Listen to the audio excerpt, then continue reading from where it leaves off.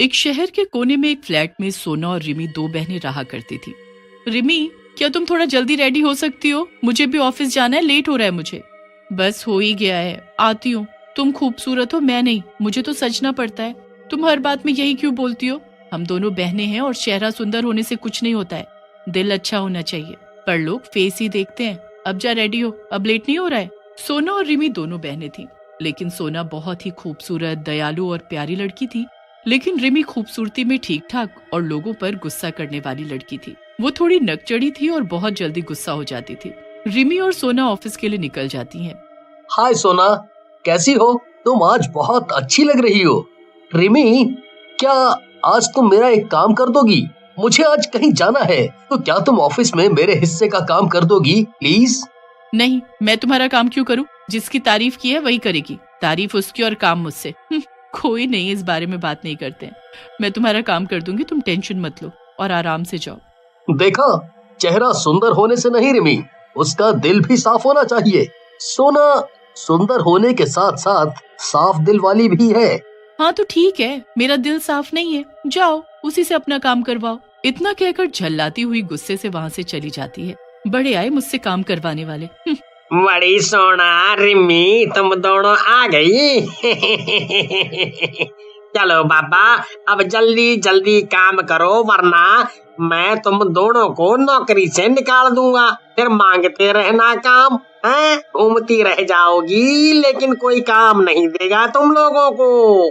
सोना और रिमी का सेठ एक नंबर का खड़ूस और लालची था और पैसे के लिए अपने काम करने वालों से बहुत काम करवाता था। जी सेठ जी, और चुप होकर काम करने लगती है।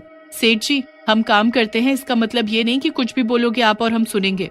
बड़ी रिमी, ठीक से बात करो, वरना क्या, निकाल देगा ना मुझे? हाँ तो निकाल दे। तो जैसे सेठ को तो मार देना चाहिए। रिमी चुप हो जा, कुछ भी मत बोल, वो हमारी सर है, तू चल यहाँ से।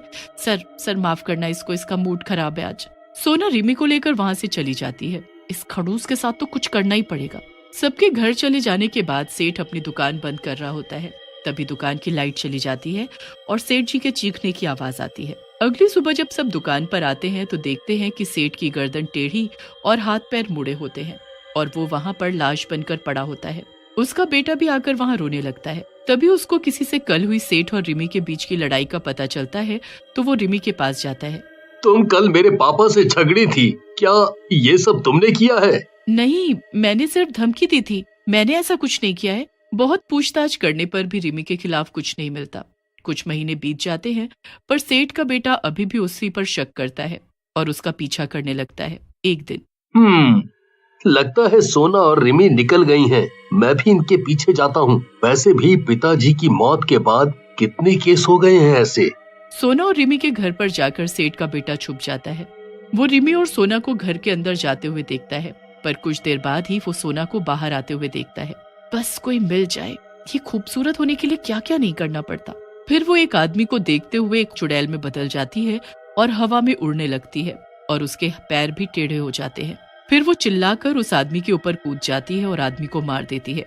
ये सब सेठ का बेटा देख लेता है। अरे ये क्या देख लिया? ये तो इंसान ही नहीं है, ये बस खूबसूरत होने के लिए लोगों को मारती है। पर मैं इसका कुछ कर भी तो नहीं सकता। क्या मैं रिमी की हेल्प ले सकता हूँ? पर अगर वो भी यही निकली तो, और उसने मुझे ही परलोक भेज दिया तो कैसे पता करूँ कि रिमी भी यही है या नहीं? पर कैसे भी करके पता तो लगाना ही पड़ेगा। फिर अगली सुबह, आज तो बहुत काम है, जल्दी जल्दी कर लेती हूँ। सेठ जी खड़ूस थे, पर उनका लड़का तो अच्छा और दयालु लगता है और कितना हैंडसम भी है। हाँ, तू ये तो सच कह रही है, वो हैंडसम तो है। मेरा तो मन करता है कि उससे शादी कर लूं। हाँ तो जा बोल दे, क्योंकि तू भी तो सुंदर है, वो मना नहीं करेगा। रिमी, आज तुम बहुत अच्छी लग रही हो। क्या हम कहीं बाहर जा सकते हैं? हाँ जरूर, हम जा सकते हैं, ये काम मैं बाद में कर दूंगी। देखा, मैंने कहा था ना कि तुम बस अच्छे से पेश आओ और लोग तुम्हें भी पसंद करना शुरू कर देंगे। बता। रिमी ने अपनी ताकत बढ़ाने के लिए सेठ के बेटे, जिसका नाम सुनील था, उससे शादी कर ली ताकि वो उसकी बलि दे सके और सोना का रूप लेकर वो लोगों को मारती रही। पर जैसे ही सेठ के बेटे को ये पता चला, उसने सोना को आजाद कर उसकी मदद से रिमी को कैद किया। सेठ का बेटा सुनील अब सोना को पसंद करने लगा था पर सोना भी एक चुड़ैल ही थी। इस वजह से रिमी के कैद होने के बाद जब सोना चली गई तब सुनील उसे रोक भी नहीं पाया, बस उसे जाता देखता रहा। इतने महीने बीत गए, पता नहीं सोना कहाँ होगी, कैसी होगी। मुझे तो ये भी नहीं पता कि सोना के दिल में मेरे लिए प्यार था भी कि नहीं। सुनील की जिंदगी में इतने हादसे हुए थे कि वो जगह उसे काटने को दौड़ती थी, इसलिए वो उस जगह से दूर दूसरे शहर में शिफ्ट हो गया, पर उन यादों को नहीं भुला पाया। सोना के जाने के बाद कितना सूना सूना लग रहा है। अच्छा ही हुआ कि मैं वो शहर छोड़कर यहाँ आ गया। वैसे भी अब वहाँ कुछ नहीं रहा, ना ही पापा, ना ही रिमी और ना ही सोना। यहाँ से अपने जीवन की एक नई शुरुआत करूँगा। इतना बोलकर सुनील अपनी नई दुकान पर चला जाता है पूरा दिन काम करने के बाद। सर, इतना सामान बिक गया है, इसका हिसाब करके बताता हूँ। ठीक है, हिसाब करके शॉप बंद कर देना। मैं अब घर निकलता हूँ, तुम भी काम करके चले जाना। ठीक है सर, बस ये हिसाब कर लूं फिर निकल जाऊंगा। मन कर रहा है कि एक बार उसी शहर में वापस जाकर सबसे मिल लूं, और वैसे भी रिमी के जाने के बाद उस जगह सब ठीक होगा। लेकिन उसको कोई अंदाजा नहीं था कि वहाँ क्या चल रहा है। इधर जिस बोतल में रिमी को कैद किया गया था वो बोतल एक आदमी को मिलती है। ये क्या, इस बोतल में क्या चमक रहा है? लग रहा है कि मिट्टी में थी, ये बारिश की वजह से ऊपर आ गई है। इसको उठा लेता हूँ, इतना चमक रहा है कुछ अच्छा ही होगा। घर जाकर चुपचाप खोलता हूँ, क्या पता खजाना हो जिससे मैं माला माल हो जाऊं। तू बस एक बार मुझे खोल तो सही, उसके बाद मैं बताती हूँ कि मैं क्या अच्छी चीज हूँ। ये लोग घर भी आ गया। चल अंदर जाकर अपनी जानू को दिखाता हूँ। अरे सुनती हो, देखो मुझे क्या मिला है। अरे कहाँ हो? ऐसा क्या लाए हो तुम कि सर घर पर उठा लिया है? क्या कीमती चीज है, बोलो। देख, इस बोतल में कितनी चमकती चीज है। इसको अभी तोड़कर निकाल लेते हैं। हाँ, चमक तो बहुत रही है। चमक की वजह से दिख भी नहीं रहा है कि अंदर क्या है। दोनों मिलकर बोतल तोड़ देते हैं और रिमी हंसते हुए बाहर आ जाती है। वाह, मैं आजाद हो गई, इतनी खुशी, मजा आ गया। अब मुझसे सुनील और सोना को कौन बचाएगा? ये क्या हुआ? तुम कौन हो? क्या तुम जिन हो जो अब मेरी गुलाम हो? तो सुनो, मैं बहुत अमीर होना चाहता हूँ। हाँ, फिर तो मुझे भी नौकर चाकर चाहिए और गहने, साड़ी और बहुत कुछ। चुप करो तुम दोनों, मैं कोई जिन्न नहीं, चुड़ैल हूँ, और तुम दोनों की मौत भी। इतना एहसान किया है तुम दोनों ने मुझ पर, मैं क्या करूँ? मैं तो एक चुड़ैल हूँ ना, और अपनी ताकत के लिए मुझे तुम लोगों को तो मारना ही होगा। ये सब तुम्हारी लालच की वजह से हुआ। अगर तुम लालच की वजह से इसे ना लाते और मैं भी लालची ना बनकर तुम्हें इसे तोड़ने को ना बोलती तो कितना अच्छा होता। हाँ, लालच तो बुरी चीज है ही। अब तुम दोनों की बारी है, सुनील और सोना। इधर सोना को एक आभास होता है। ये क्या हुआ? लगता है रिमी को किसी ने आजाद कर दिया। अब क्या होगा? मैं उसका पता क्यों नहीं लगा पा रही हूँ? लगता है उसकी ताकत बढ़ गई है। मुझे सुनील को बचाना होगा वरना वो उसे मार देगी। उसकी शॉप का नंबर क्या है? एक बार कॉल करती हूँ कि वो ठीक है या नहीं, और रिमी के बारे में भी बोल दूंगी। लग गया। हेलो, क्या मैं शॉप के मालिक सुनील से बात कर सकती हूँ? नहीं, आप उनसे बात नहीं कर सकती। आपको क्या काम है? आप मुझे बोल दें, मैं उनके आने पर उनको बता दूंगा। नहीं, कोई बात नहीं है, बस आप उनको बोल दीजिएगा कि सोना का फोन है। वैसे वो कब तक आएंगे? वो 3 दिन में आ जाएंगे। वो अपने पुराने शहर गए हैं। क्या? पुराने शहर? और वो 3 दिन में आएंगे? पर मुझे उनसे कुछ बहुत जरूरी बात करनी थी। क्या आप उनका नंबर दे सकते? मैं तुमसे प्यार करता हूँ और शादी करना चाहता हूँ। क्या तुम मुझसे शादी करोगी? हाँ हाँ, बिल्कुल। मैंने तो कभी सोचा ही नहीं था कि तुम मुझे पसंद करोगे। लेकिन मैं तुम्हें एक बात बताना चाहता हूँ कि मैं एक शैतान हूँ। इतना सुनते ही रिमी के हाथ पांव ठंडे हो जाते हैं। ये क्या बोल रहे हो? वैसे ही मैं एक चीज झेल रही हूँ। उसे खत्म करने के लिए जो मुझसे प्यार करे वो आदमी चाहिए, वरना बुरा होता ही रहेगा मेरे साथ। अरे, मैं कोई शैतान नहीं हूँ। मैं तो बस मजाक कर रहा था। पर जो तुम कह रही हो वो मुझे भी पता है। इसीलिए मैंने ये मजाक किया ताकि मैं तुमसे पूछ पाऊं कि हम सोना को कैसे खत्म कर सकते हैं। हाँ मैं जानती हूँ, पर उसे मारा नहीं जा सकता है। हाँ पर हम उसे कैद कर सकते हैं। ठीक है, तो वो भी किस प्रकार होगा? उसके पास जाकर तुम्हें उससे बात करते करते उसके हाथ की रिंग लेनी होगी और उसे एक बोतल में डाल देना होगा, और वो भी उस रिंग के साथ कैद हो जाएगी। रिमी और सेठ के बेटे ने ऐसा ही किया और सोना को कैद कर लिया। चलो, अब जब सब ठीक हो गया है तो हम दोनों शादी कर लेते हैं। हाँ, अब हम साथ रहेंगे। फिर वो दोनों शादी रचा लेते हैं। कुछ महीनों तक सब सही चलता है, पर अचानक फिर से लोग मरने लगते हैं। अरे रोहन, तुम कब आए? वो अभी कुछ दिन पहले ही मेरा आना हुआ है। रिमी, इधर आओ, देखो रोहन आया है। रोहन रिमी को देखकर अजीब सा चेहरा बनाता है और कहता है, नमस्ते भाभी। जी नमस्ते, आप लोग बैठो, बात करो, मैं चाय लेकर आती हूँ। कहकर रिमी किचन में चली जाती है। ये कैसी लड़की है, बदसूरत सी। रोहन ऐसा नहीं है, ये बहुत अच्छी है। और हाँ, खबरदार जो आइंदा मेरी बीवी के बारे में ऐसा कहा तो। रोहन अपनी बेइज्जती पर वहाँ से उठता है और चला जाता है। रास्ते में जाते हुए उससे सोना टकराती है। आप कौन हो और क्या चाहिए आपको? ऐसे रास्ते के बीचों बीच क्यों खड़ी हो गई? तेरी मौत चाहिए। और उसकी मुंडी टेढ़ी कर देती है और उसके हाथ पैर भी टेढ़े कर देती है। कुछ समय में रोहन की मौत की खबर सेठ के बेटे को मिलती है। सेठ का बेटा रात में सोता नहीं है और बाहर जाता है। वो देखता है कि सोना किसी लड़के से बात कर रही है, फिर उसको मार देती है। इधर सोना उस लड़के को मारकर जाने लगती है। ये कहाँ जा रही है? इसके पीछे जाता हूँ। अरे ये तो मेरा घर है।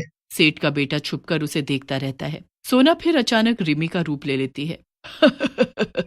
सोना का रूप लेकर किसी को भी वश में किया जा सकता है। चलो सोने जाती हूँ, वो भी आते होंगे। हे भगवान, ये क्या किया मैंने सोना के साथ? उसे मुझे उस कैद से निकालना होगा और रिमी को मारना होगा। मैं यहाँ से कैसे निकल पाऊंगी? तभी वहाँ पर सेठ का बेटा आता है और बोतल तोड़कर सोना को आजाद कर देता है।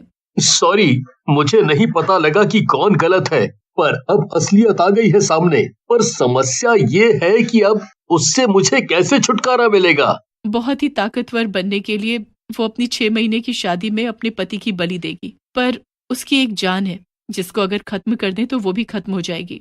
उसके पास शीशे का एक क्रिस्टल है। हाँ, है उसके पास, और वो उसे लॉकर में रखती है। मैं उसको निकाल कर ला सकता हूँ। ठीक है, कल चांद के सामने उसे तोड़ते ही वो मर जाएगी। वो घर जाकर उस क्रिस्टल को निकाल कर रख लेता है और अगली रात आने का इंतजार करने लगता है। अगले दिन की रात को वो छत पर जाता है। तभी रिमी को पता चल जाता है और वो उसके पीछे चल पड़ती है और वो सेठ के बेटे को मारने के लिए आगे आने लगती है। तभी सोना भी उसे बचाने के लिए वहां आ जाती है। ये क्या कर रहे हो?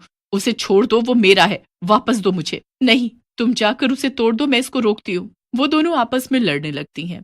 इतने में सेठ का बेटा जाकर क्रिस्टल तोड़ देता है और रिमी मर जाती है। धन्यवाद सोना, आज तुम्हारी मदद से मैं अपने पिता के कातिल और सैकड़ों मासूम लोगों की मौत का बदला ले पाया हूँ। और मुझे माफ कर दो, मैंने तुम्हारे साथ बहुत गलत किया है। कोई बात नहीं, खुशी इस बात की है कि अब सब ठीक हो गया है। फिर वो दोनों अपने अपने घरों में चले जाते हैं और अगले दिन से एक आम जिंदगी शुरू कर। नहीं, मैं उनका नंबर नहीं दे सकता। ठीक है, मैं अपना नंबर आपको देती हूँ, ये आप उनको देना प्लीज और मुझे कॉल करने को बोल देना, ओके? फिर मैनेजर सुनील को कॉल करता है। सर, आपके लिए किसी सोना का कॉल आया था, वो आपको ढूंढ रही थी। क्या तुमने सोना कहा? सोना का फोन आया था? क्या कहा उसने? अपना नंबर दिया है और बोला है कि आप उनसे बात करें। ठीक है, मैं उसे कॉल करता हूँ। पता नहीं सुनील को मेरे कॉल के बारे में बोला गया है या नहीं। तभी फोन बजता है। ये किसका नंबर है? हेलो, कौन? सुनील, तुम कहाँ हो? अगर रास्ते में हो तो जल्दी आकर मुझे मिलो, बस उस शहर मत जाओ। सुनील, आपकी जान को खतरा है क्योंकि रिमी आजाद हो गई है। क्या बोल रही हो तुम? हाँ, मैं सच बोल रही हूँ और ज्यादा ताकतवर भी। हम मिलकर बात करते हैं कॉफी शॉप में। ओके, ठीक है, मैं भी निकलती हूँ। इधर रिमी चुड़ैल सुनील की पुरानी शॉप पर जाती है। ये सुनील की शॉप तो बंद है, ये कहाँ गया यहाँ से? उस आदमी से पूछती हूँ, सुनो भाई, ये शॉप क्यों बंद है?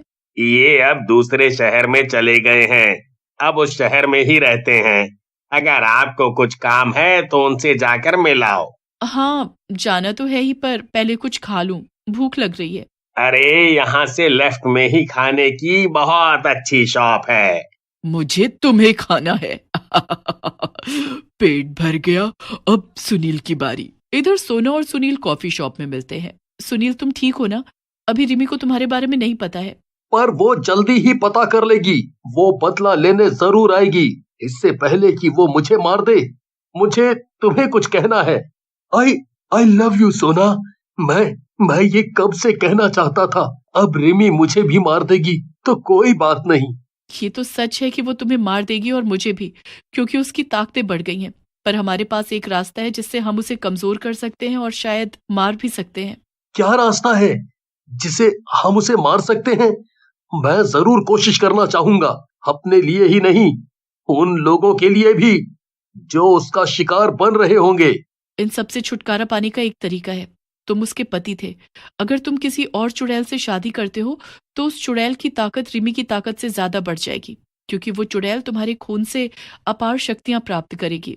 तो अगर मुझे मरना ही है तो सोना, मैं तुमसे ही शादी करना चाहता हूँ। मैं तुम्हें ही अपार शक्ति देना चाहता हूँ, जिससे तुम रिमी जैसी गंदी चुड़ैल की ताकत कम कर सको और उन्हें मार सको। नहीं सुनील, मैं तुम्हें मारूंगी नहीं, पर हमें सबसे पहले शादी करनी होगी। रिमी कभी भी हमारे पास पहुंच सकती है। रिमी चुड़ैल पता लगाते लगाते सुनील की नई दुकान पर भी पहुंच जाती है। सुनील कहाँ है? मुझे सुनील से मिलना है। फिर वो और भयानक रूप ले लेती है और उसी के मोबाइल से सुनील को फोन करती है। सुनील, मैं बोल रही हूँ, तुम्हारी बीवी। क्या तुम्हें याद नहीं? मेरे पास आ जाओ। तुम मेरी बीवी नहीं हो। मैंने सोना से शादी कर ली है। ये तो बहुत अच्छा है, तुम दोनों एक साथ ही मिल जाओगे। तब तक रिमी भी उनको ढूंढ लेती है। अब वो तीनों आमने सामने थे, एक बड़े से जंगल के अंदर, जहां चारों तरफ पेड़ ही पेड़ थे और अंधेरी रात छाई हुई थी। तुम दोनों ने मुझे कैद करके छोड़ दिया था ना, अब तुम दोनों मरोगे। तुमने इससे शादी तो कर ली, लेकिन प्यार के चलते तुम इसका खून कभी नहीं पी पाई, जिसका मतलब तुम मेरे सामने अभी भी कमजोर ही हो। रिमी चुड़ैल अपना शक्तिशाली भयानक रूप लेती है और सुनील पर हमला कर देती है। आज मैं तुम्हें जिंदा नहीं छोड़ूंगी, पहले मैं तुम्हें ही मारूंगी सुनील। तभी सुनील के सामने सोना आ जाती है और उसे बचाते हुए कहती है, रिमी, ये मेरे पति हैं, इनका बचाव करना मेरा फर्ज बनता है और तुम हम में से किसी को नहीं मार सकती हो। दोनों आपस में बहुत लड़ाई करने लग जाती हैं, एक दूसरे पर हमला करती हैं। लेकिन सोना के पास एक खंजर होता है जिस पर सोना का और सुनील का खून लगा होता है। सोना वो खून भरा खंजर रिमी के सीने में उतार देती है। ये सच्चे प्यार से बना खंजर होता है जिससे रिमी खत्म हो जाती है। ये क्या? मैं ऐसे ही खत्म नहीं हो सकती हूँ। ये सच्चे प्यार से बना खंजर था, इसलिए तुम मर रही हो और ये तुम्हारा अंत है। रिमी चुड़ैल के मरते ही सब ठीक हो जाता है। सुनील और सोना एक दूसरे के साथ प्यार से रहने लगते हैं और एक बच्ची को जन्म देते हैं। उनका जीवन बहुत ही अच्छा